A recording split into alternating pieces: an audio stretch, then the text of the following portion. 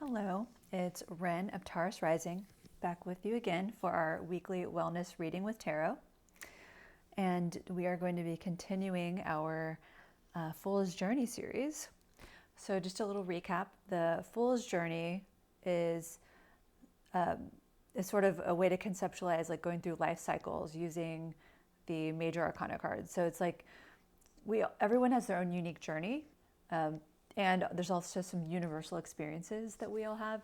So the Fool's Journey goes through each card of the major arcana, starting with the Fool, ending with the World. And it's sort of the Fool is going through their journey of going through life and learning life's lessons and developing and growing. And so we're going through each card. We started with the Fool, we did the Magician, and now we're at the next card, which is the High Priestess. And so I'm showing you the High Priestess here, and this is from she is from the Ethereal Visions deck, but I'm going to be using the Radiant Rider Waite deck to actually do the reading, but I wanted to have a High Priestess card available to show y'all. So the High Priestess, I mean, if you think about that, it's a very witchy card. It's sort of like someone who's in touch with their intuition and the things that are unseen.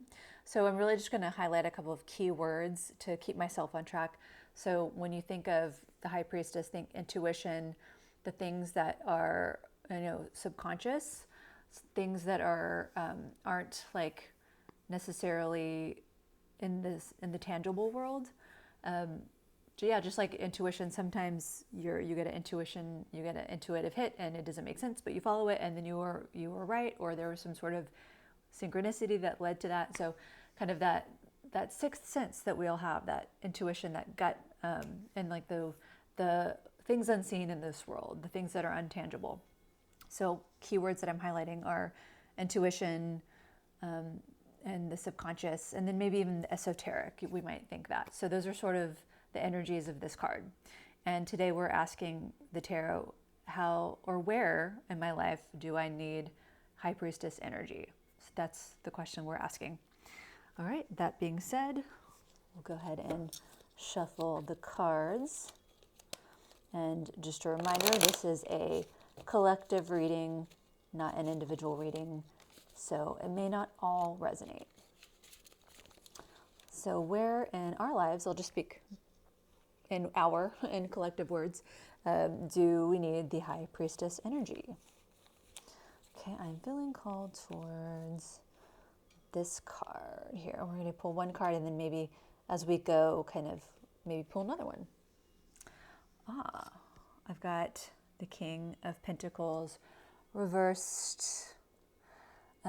So just to kind of break down some elements in this card, Pentacles, that really represents earth, materials, things in the material plane, materialistic things, which that's not a bad thing. We're all humans in this kind of physical realm, and material things, wanting things, desires, preferences, money, those things are just part of this kind of earth school.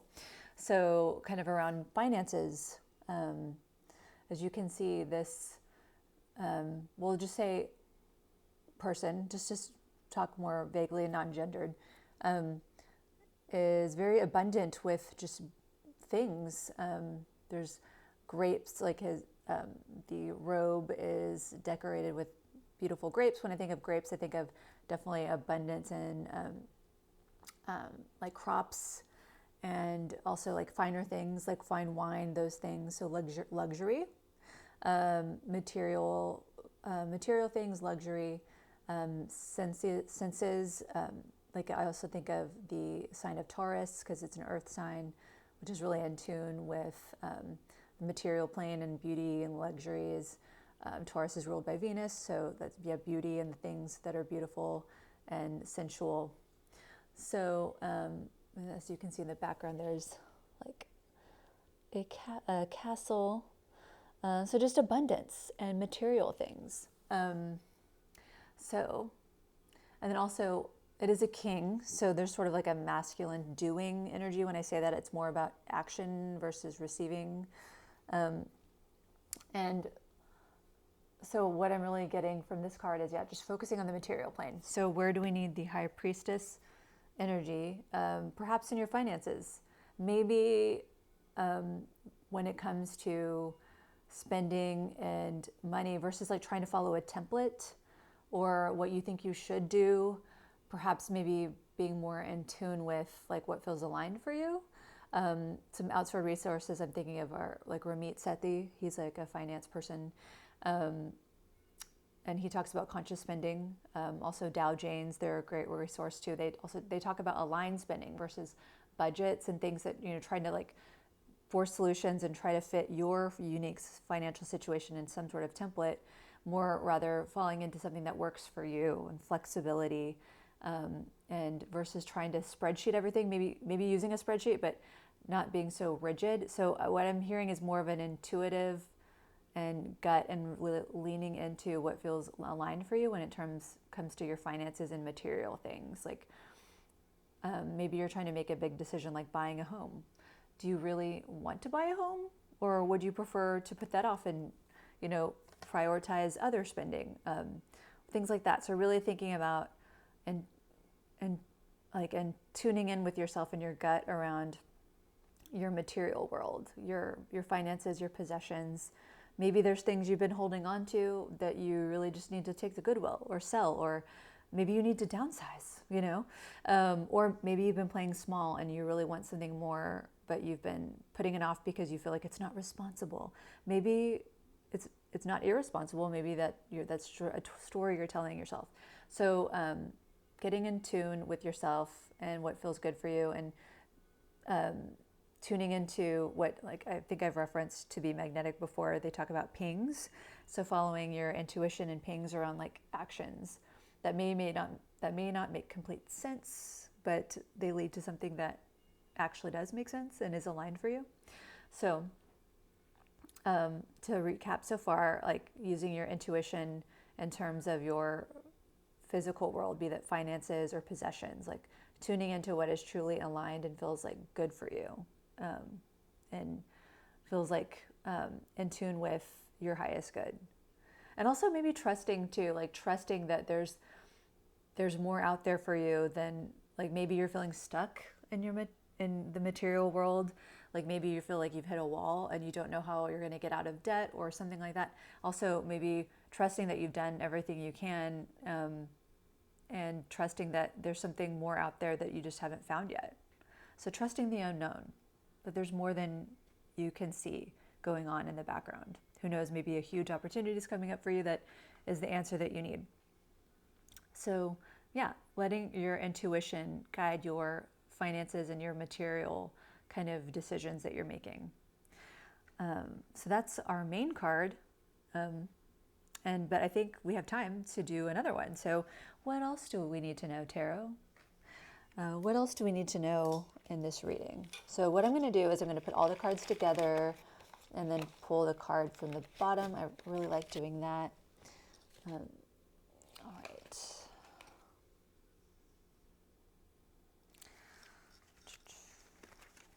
What do we have here? The Seven of Pentacles reversed. Oh, also, I hadn't mentioned that this was reversed. Sometimes I forget to mention that. So when I think of reversed, I think that's definitely more of an internal process, or maybe there's some resistance around something. So just naming that, maybe you've had some resistance around finances and looking at things, and just allowing your intuition to kind of let that flow, let that just like more ideas to come in. So that was a little sidebar on the reversal, because this is reversed, which is what made me think about that. So we've got the Seven of Pentacles reversed, and it's another Pentacles card, which relates to money, finances. And as you can see, this person here is contemplating, kind of looking at, we'll say their crop perhaps, or the fruits of their labor, and they're taking a moment to reflect. The number 7 is a number of reflection. So it's really taking some time to, I think, go inward, because it's reversed. So going inward and really like maybe thinking about your finances, your money, your beliefs around it. Maybe your goals, really just, maybe you've been an autopilot and you haven't really had a chance to even slow down and think about, okay, how am I spending my money? What do I want? Or how am I living in this physical plane? Not even just money, just all materials in your world. Like how am I living? Do I feel good about how I'm living? What changes do I need to make? So just taking some even more time for reflection. So I think this card is really underscoring that time for reflection and introspect, and really tuning into your intuition around finances and your material possessions. So yeah, that is the theme of today, is money, and allowing your intuition to play a role in how you're spending, versus maybe staying in the same pattern, maybe being stuck or being on an autopilot. All right, so that is our weekly wellness reading. Next week we will continue our Fool's Journey series, going on to the next card in our journey. And I hope this reading was helpful for you. If not, that's okay. Take what you like, leave the rest. This is a collective reading, so it may not resonate for all. However, if you do want an individual reading, feel free to reach out to me on my website, taurusrising.com. You can go and book online, or you can find me on Instagram, send me a message there, and we'll make a plan. All right, well, I hope you all have a great rest of your week, and I will see you next time.